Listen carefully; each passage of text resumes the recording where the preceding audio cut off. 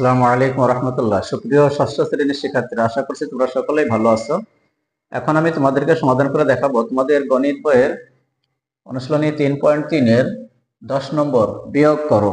গত ভিডিওতে আমি নৈর্ব্যক্তিক অংশ দেখিয়েছি, এখন বিয়োগ অঙ্ক দেখাবো। তোমরা ধৈর্য ধরে ভিডিওটি স্কিপ না করে দেখতে থাকো। এখানে আছে দেখো 35 মাইনাস 20। আমরা বিয়োগ করলে তো আমরা স্বাভাবিক যে পাটিগণিতে যেভাবে করি সেভাবে আমরা করব। এই 5 থেকে 0 চলে গেলে 5-এর 5ই থাকবে, আর এই 2 আছে কত হলে 3 হবে 1 হলে, তাহলে 15। 35 থেকে 20 চলে গেলে 15, এটাই आंसर। খুব কঠিন কোনো অঙ্ক না। এখানে খ নম্বরে এই জায়গায় আমরা এই গণিতটা এমন ভাবে করব, তোমরা যদি এভাবে চিন্তা করো যে 90 থেকে আমরা 72 বিয়োগ করব, 72 বিয়োগ করব, তাহলে 2 আছে কত হলে 10 হবে, 8 হলে। আর এখানে হাতে আমার 1 আছে, 7 আর 8, 8 আছে কত হলে 9 হবে, 1 হলে 18। এখন এখানে 18ই লিখব, তবে বড়টার চিহ্ন আমরা বসাই দেব, এখানে বড়টার চিহ্ন এখানে বসাবো।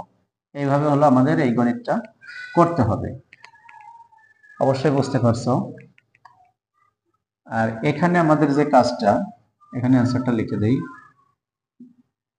-15। এই -15 ঠিক থাকবে, আর এই মাইনাস মাইনাস গুণ হয়ে প্লাস হয়ে এখানে 18 বসবে। এখানে দেখো এই 18 থেকে 15 বিয়োগ হবে, তাহলে থাকবে হলো কত, 3 থাকবে। এই 3টা থাকবে হলো এই প্লাসের চিহ্ন। এখন একটা সংখ্যা বলে আমাদের এই প্লাসটা দেওয়া লাগতেছে না, তাহলে এখানে মাইনাস না হয়ে প্লাস হলো, এটা হলো অ্যান্সার। এখন আমরা ঘ নম্বরে আছে দেখো,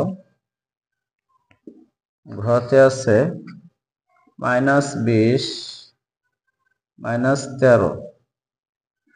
এখন এখানে এই -20 ঠিক থাকবে, -13 হয়ে যাবে, আর দুটোই যেহেতু মাইনাস হয়ে গেছে আমরা দুটোকে যোগ করে দিব, তাহলে 20 আর এই 13 মিলে 33 হয়ে যাবে, তবে চিহ্ন বড়টার চিহ্ন বসে যাবে, -33 হয়ে গেল অ্যান্সারটা।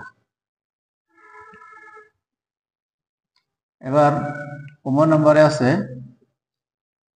23 মাইনাস ইন্টু -12।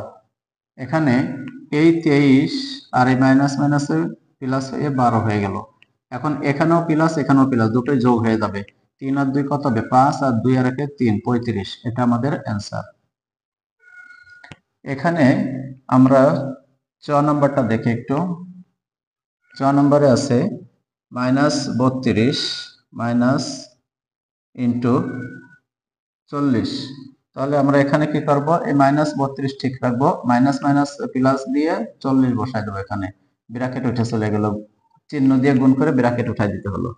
এখন এখানে আমরা বড়টার চিহ্ন বসাবো, তো আর বড়টার থেকে ছোটটাই বিয়োগ করব। এখানে 32 যদি 40 থেকে চলে যায় থাকবে কত, 8। এই 8ই আমাদের অ্যান্সার। অবশ্যই বুঝতে পারছো কিভাবে সলভ করতে হবে। আমরা ক, খ, গ, ঘ, ঙ, চ প্রত্যেকটাই করে ফেললাম। এখন আমরা দেখব 11 নম্বরের সমাধান। এখানে বলছে এই ফাঁকা ঘরগুলোতে এই যে একটা চিহ্ন, এটা হলো গ্রেটার দেন, এটা স্মলার দেন, মানে কোনটা বসবে, আসলে কোনটা বড় কোনটা ছোট এটা নির্ণয় করার জন্য হয়তো এই চিহ্নটা অথবা সমান চিহ্ন বসাও।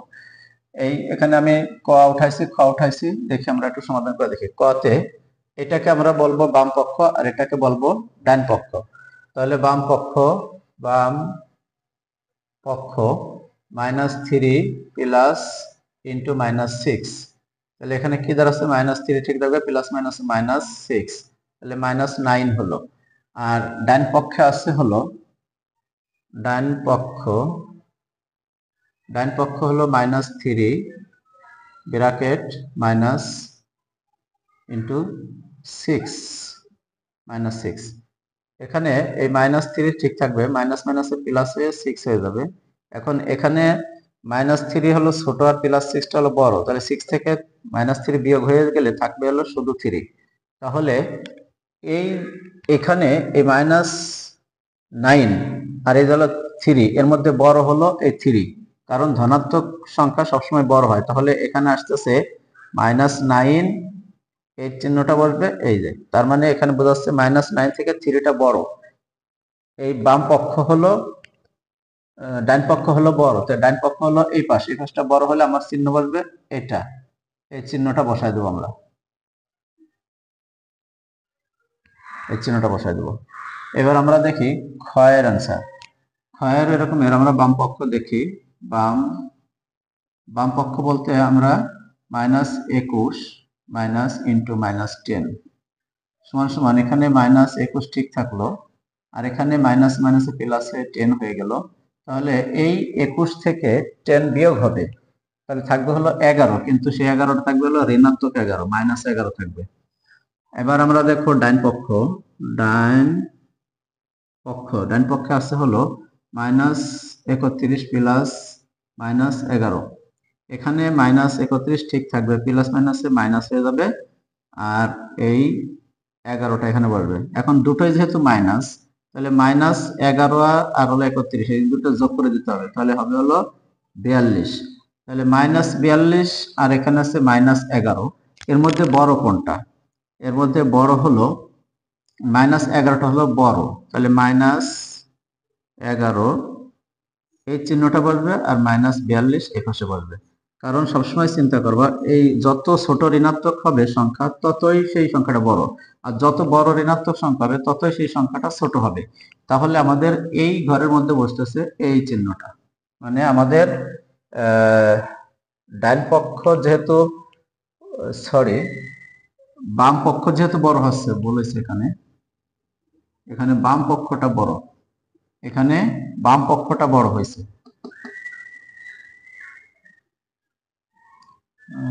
না, ভুলই তো আসছে আমার। বাম পক্ষ বড় হলে এটা বাম পক্ষ, তাহলে চিহ্ন এটাই বলবে আমার, এখানে এটাই বলবে, এটাই বলবে। ঠিক আছে, এই চিহ্নটা এখানে বলবে। তাহলে অবশ্যই বুঝতে পারছো। এবার আমরা গ ঘ চেষ্টা করি।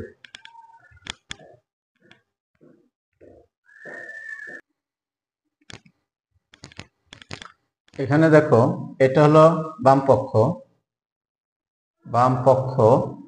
45 মাইনাস ইন্টু -11, এখানে 45-এর মতো 45 ঠিক থাকলো, মাইনাস মাইনাস প্লাস হয়ে 11 হয়ে গেল।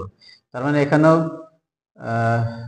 প্লাস মাইনাস হয়ে আমাদের প্লাস, মাইনাস মাইনাসে প্লাস হয়ে গেল। এখন এখানে আমাদের এই দুটো যোগ করে দিতে হবে, তাহলে কত আসতেছে? 5 আর 6 56। আর ডান পক্ষ আসতেছে, ডান পক্ষ এই 57 প্লাস ইন্টু -4। তাহলে এখানে এই 57 ঠিক থাকলো, প্লাস মাইনাস -4 হয়ে গেল। 57 থেকে 4 চলে গেলে থাকবে হলো কত? 53। তাহলে এখানে এটাও প্লাস এটাও প্লাস, দুটোই প্লাসের হলো। নিঃসন্দেহে এই 56 বড় হবে আর এই 53 ছোট হবে। 56টা হলো বাম পক্ষ, তার মানে এই বাম পক্ষ বড় আর ডান পক্ষ ছোট, এখানে এই চিহ্নটা বসাই দিব। এবার আমরা হতে যাই। বাম পক্ষ -25 মাইনাস ইন্টু -42, এখানে থাকতেছে -25-এর মতো, -25 ঠিক থাকবে, মাইনাস মাইনাসে প্লাস হয়ে 42 হয়ে যাবে, এখানে 42। তাহলে মাইনাস আর প্লাস দুটো আলাদা চিহ্ন হয়ে যাওয়ার কারণে বিয়োগ হয়ে যাবে।